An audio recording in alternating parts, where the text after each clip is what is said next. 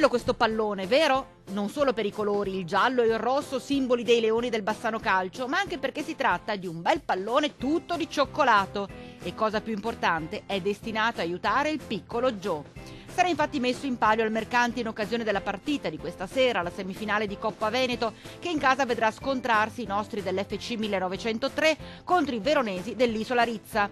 Con l'occasione il pallone di cioccolato sarà il primo premio della lotteria organizzata per raccogliere fondi necessari a raggiungere quota 400.000 euro, la cifra che serve per sostenere l'operazione in Florida. A oggi toccati 268.000 euro. È chiaro, il team vincente FC Bassano Gruppo Fedelissimi non si ferma e non si accontenta solo della lotteria, ma mette anche in vendita, oltre ai biscotti, anche le focacce, sempre per sostenere la causa del piccolo Joe.